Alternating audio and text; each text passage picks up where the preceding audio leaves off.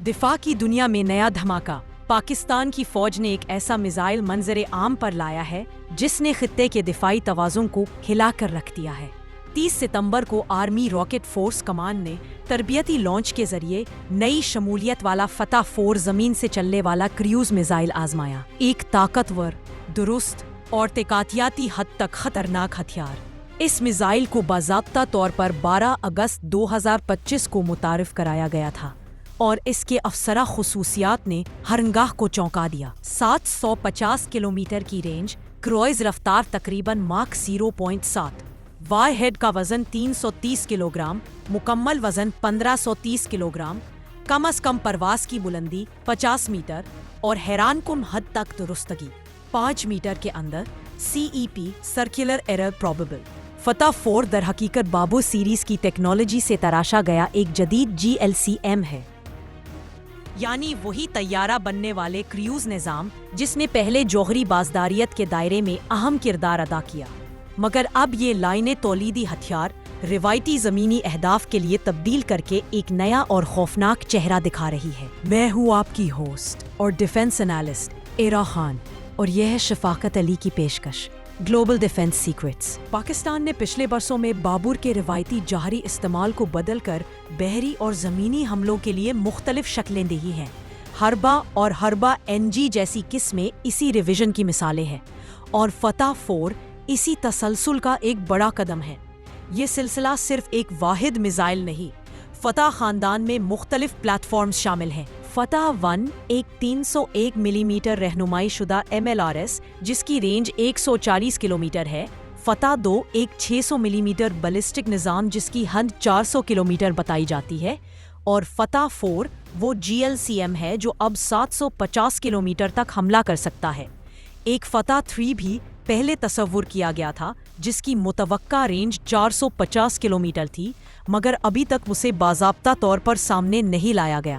اس کے بجائے مئی 2025 میں ایک نئے ballistic missile Abdali weapon system کے آزمائشی فائر کے بعد یہ قیاس پیدا ہوا کہ فتح 3 کو ممکنہ طور پر اسٹریٹجک یا جوہری کردار کے لیے ری ایلوکیٹ کیا گیا ہے۔ فوجی بیان ISPR کے مطابق فتح 4 جدید ایویونکس اور جدید ترین نیویگیشنل سہولتوں سے لیس ہے۔ GNSS مسئلہ INS، DS میک طرز کی تکنیک اور ٹرمینل سیکر جیسی صلاحیتیں میزائل کو ہدف تک انتہائی حد درستگی کے ساتھ پہنچانے میں مدد دیتی ہیں۔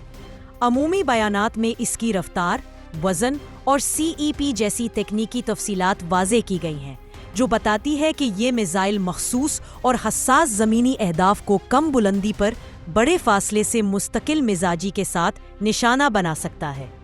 یہ تنصیبات اور آزمائشیں محض تکنیکی ترقی نہیں، یہ خطے کی عسکری حکمت عملی میں ایک واضح اشارہ ہے کہ روایتی طرز جنگ میں بھی دور رس، درست اور تیزی سے نافذ کی جانے والی ضربیں ممکن ہو گئی ہیں۔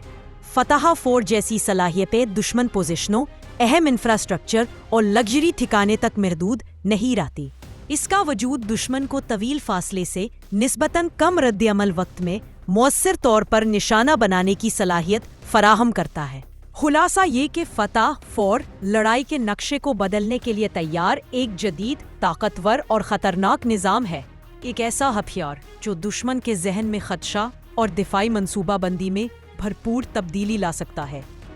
حقیقت یہ ہے کہ یہ دستاویزی خصوصیات اور آزمائشی لانچیں جس مستقبل کی تصویر دکھاتی ہے، وہ صرف خبروں کا حصہ نہیں بلکہ خطے کے سیکیورٹی ماحول میں ایک ٹھوس اور اثر انداز حقیقت بن چکی ہے۔ فتح 4 کی حقیقت صرف تکنیکی اعداد و شمار تک محدود نہیں رہتی، اس کی عملی افادیت اور جنگی منظرناموں میں شمولیت کا طریقہ کار وہ نکات ہیں جو حقیقتاً تشویش بڑھاتے ہیں۔ کم بلندی پر پرواز کرنے کی صلاحیت اور ماک 0.7 کے قریب کروئز رفتار اسے دشمن کے روایتی ریڈار حلزونیوں سے بچانے میں مدد دیتی ہے، جبکہ DS میک اور GNSS مدد یافتہ INS جیسے نیویگیشن کمپوننٹس طویل فاصلوں کے بعد بھی ہدف کی آخری واضح تصویر فراہم کرتے ہیں۔ نتیجتاً فتح 4 کو بڑے شہروں کے قریب حساس انفراسٹرکچر، فوجی اڈے، کمانڈ اینڈ کنٹرول مراکز یا مطلوبہ محاذی اہداف پر ہدفی اور مؤثر ضرب کے لیے ترتیب دیا جا سکتا ہے۔ اور وہ بھی اس فاصلے سے جہاں دشمن کے روایتی جوابی آلات بروقت مؤثر نہیں ہو پاتے۔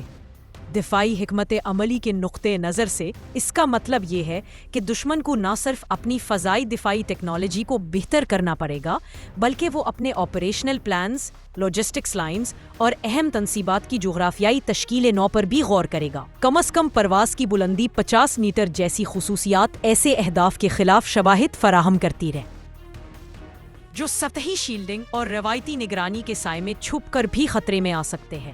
اس سے فوری رد عمل اور ہدفی تحفظ کے نئے طریقے ضروری ہو جاتے ہیں۔